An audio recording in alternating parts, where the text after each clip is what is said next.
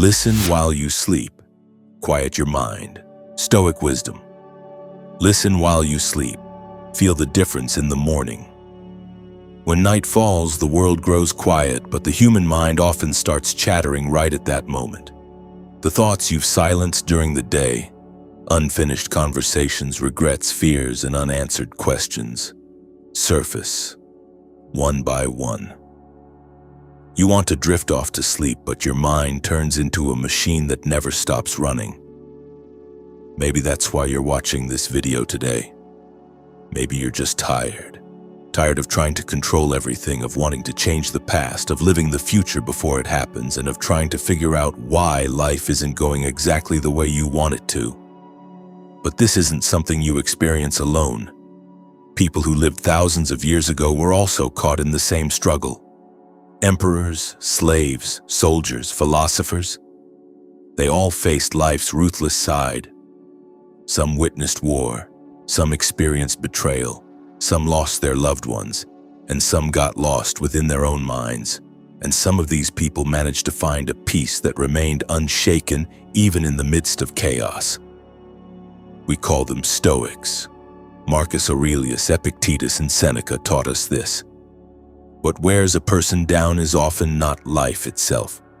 What truly wears a person down is being in a constant state of conflict with life. Because without realizing it, most of us wage an invisible battle every day. We try to change something that has already happened. We want to take back a word that has already been spoken. We continue to hold on to someone who is gone in our minds. We suffer today over possibilities that haven't even happened yet. In the end, we spend all our energy on things we cannot change. Epictetus has a very simple yet life-changing saying. Some things are within our control, others are not. This sentence may seem ordinary at first, but when truly understood, it untangles many knots within a person. The past is not up to you. What others think is not up to you. What the weather will be like, how people will behave, or what obstacles life will put in your way, none of these are up to you. But how you react to all of this is up to you. That's where freedom begins, because you can't completely control the outside world. But it's your choice whether or not to let the outside world control your inner world. Marcus Aurelius says, "It is not the event that disturbs you, but your judgment of the event." Someone criticizes you. The event might last only a few seconds, but your mind immediately starts chattering. So I'm not good enough. They don't like me. Everything is going wrong. Most of the time, the real pain isn't caused by the event itself, but by the story your mind tells you afterward. Because the event passes, but you relive it over and over in your mind. Maybe a conversation lasted 30 seconds, but you thought about it for 30 days. Maybe someone hurt you once, but you carried that hurt with you for years. This is where the Stoics would pause and ask themselves this question. Is this really true, or is it just a story my mind is telling me? This question may seem small, but it sets you free from bondage. Because more often than not, the source of our pain isn't the things we experience, but the meaning we attach to them. Life is sometimes like a river. You stand on the bank trying to change its course. You get angry at the water, throw stones, and resist.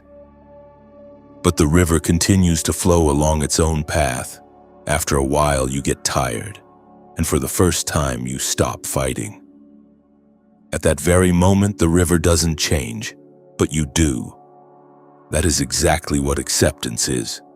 Acceptance is not giving up. It is certainly not surrender. Acceptance is not wasting your energy on the wrong battles. Because some doors won't open no matter how hard you try. Maybe that door isn't meant for you.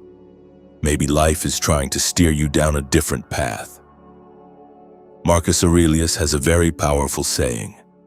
The obstacle in front of you does not block the path. The obstacle becomes the path itself. What challenges you the most today may be what makes you stronger tomorrow. Think about the events you once said, I'll never get over this. That breakup, that loss, that failure, that disappointment. That day, it felt like the end of the world. But here you are now. You're still breathing. You're still moving forward. Maybe you're more tired than before, but you're also wiser. Because it's not comfort that makes a person grow. A person truly gets to know themselves in the places where they're most challenged. The Stoics' greatest distinction was this. They didn't deny pain. They didn't ignore it.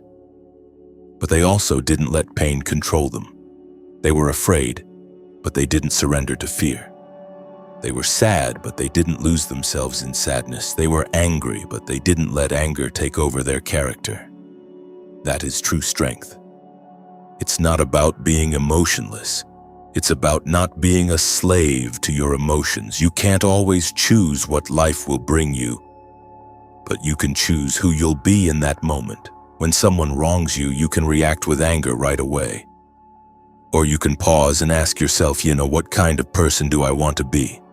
When your plans fall through, you might think it's all over, or you might look for a new path. When someone leaves your life, you might feel incomplete, or you might see what their departure has taught you. In every situation, there is a choice, and that choice shapes your character. Marcus Aurelius would remind himself every morning, "Today I may encounter rude, selfish, ungrateful, and uncompassionate people." He didn't do this because he was pessimistic. He did it to be prepared. Because the higher your expectations, the heavier the disappointment. If you assume people will always behave correctly, every mistake they make will devastate you. But if you accept that people can make mistakes, hurt you, and sometimes fail to understand, their behavior won't disrupt your inner peace as easily as before. That is what maturity is. Seeing the outside world as it is, and still being able to protect your inner world. For the Stoics, the mind was like a fortress. A storm may rage outside, people may shout, life may be turned upside down, but if you've built your inner fortress solidly, nothing can bring you down. This fortress isn't money. It isn't reputation. It isn't success. It isn't people's love for you. This fortress is your thoughts, your reactions, your values. Because many of the things you think you possess are temporary. Money comes and goes. Success comes and goes. Youth comes and goes. People come and go. None of them are yours forever. Accepting this may seem scary at first, but it actually sets you free. Because when you realize something is temporary, you don't cling to it so tightly. You appreciate its value. You begin to live not out of fear of losing life, but out of appreciation for the moment you have. Perhaps the heaviest burden you carry on your shoulders is your past. An old mistake, an unspoken word, someone you can't forgive, or the one you find hardest to forgive yourself. But don't forget this. The past is gone. It's only your mind that carries it into today. Forgiveness doesn't mean condoning what was done. Forgiveness doesn't mean downplaying the pain. Forgiveness is freeing yourself from that burden, because you're the one who carries the anger. You're the one who feels the resentment. You're the one who lets regret grow. And when you finally let it go, the first person to change will be you. The inner peace the Stoics sought wasn't a life completely free of problems. They were searching for something much deeper. To remain calm even in the midst of a storm. To do what's right even in the face of fear. To keep moving forward even in the face of uncertainty. Because life will never be completely under your control. There will always be unexpected things. A plan will fall apart, a person will change, a door will close, a chapter will end. But if you don't lose yourself in the midst of all this, nothing can completely defeat you. So ask yourself just one question tonight. Was it what I experienced today that really wore me out? Or was it the story my mind told me about what I experienced? Because sometimes to change your life, you first have to change the story you tell yourself about it. Perhaps peace doesn't begin when everything falls into place. Perhaps peace begins with learning to stay grounded inside even when things aren't going well. You don't have to solve everything today. You don't have to fix the past. You don't have to guarantee the future. It's enough to simply notice what you have right now. You can choose your response. You can question your thoughts. You can let go of your burdens. And you can turn back to yourself. Remember, you can't control your entire life, but you can choose who you'll be in the face of life.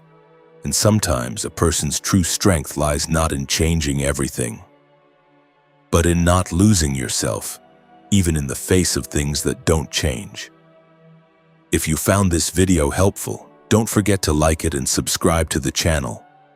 You can share your thoughts in the comments to help us continue creating this kind of deep, thought-provoking content that nourishes your mind. See you in the next video. Until then, make your mind your ally, not your enemy.